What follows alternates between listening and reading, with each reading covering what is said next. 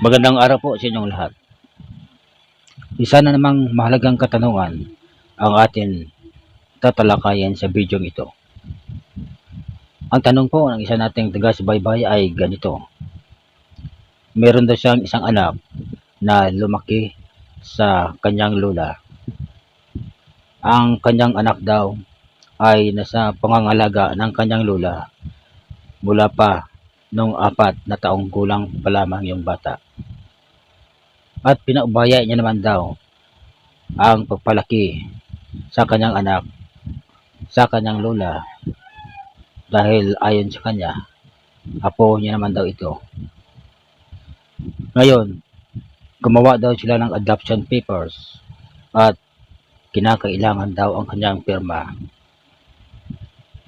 Ang kanyang tanong, ano daw ang kanyang nararapat na gagawin?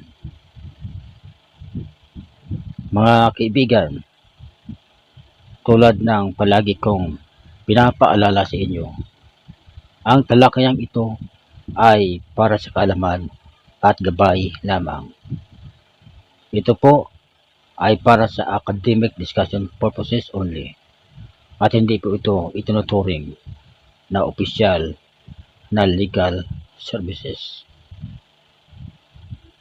Now, bilang kasagutan sa tanong ng isa nating taga-subaybay, malinaw po ang ating batas tungkol dito.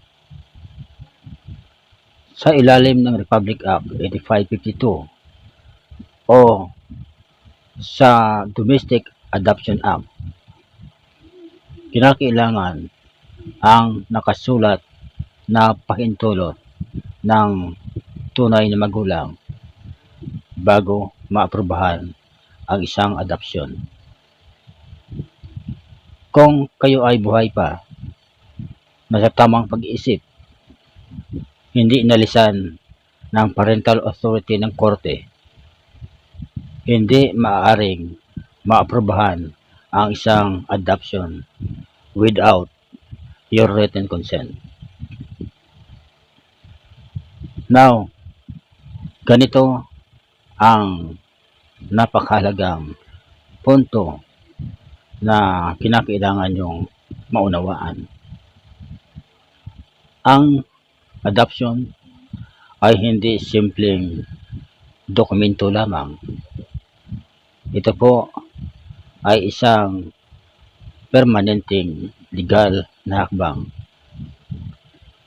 Kung pumirma kayo sa consent for adoption, ganito ang maaring mangyari. Una, mawawala ang inyong parental authority sa bata. Pangalawa, hindi na kayo ang kinikilalang legal na magulang ng bata. Pangatlo, ang bata ay magiging legal na anak ng lola sa mata ng ating batas. At pang-apat, maaaring magbago ang apelyido ng bata at ang kanyang civil status. At ang panglima, permanenteng mapuputol ang inyong legal relation bilang magulang at anak.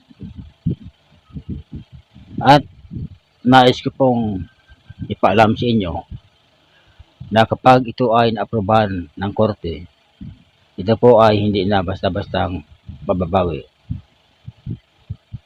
Dito, dapat magiging malinaw ang pagkakaiba ng dalawang bagay.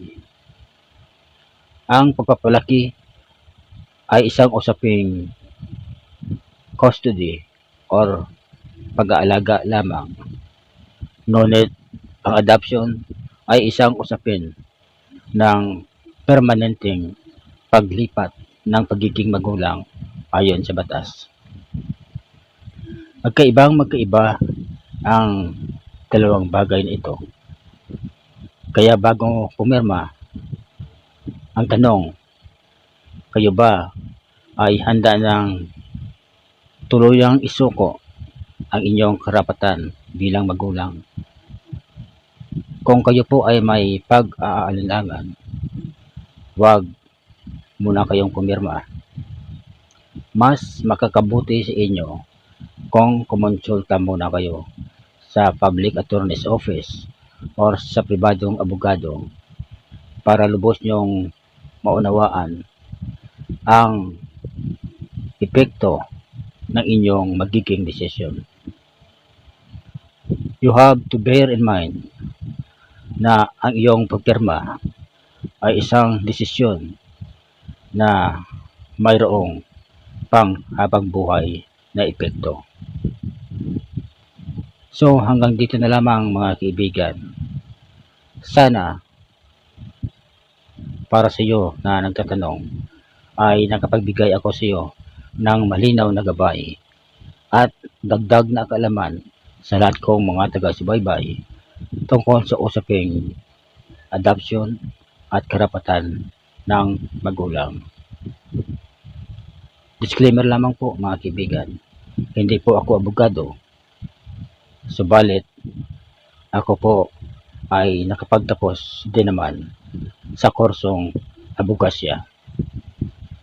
Layunin ng channel na ito ang makapagbahagi ako sa inyo ng legal information sa paraan na mas malinaw, mas madaling maunawaan ng mas nakakarami.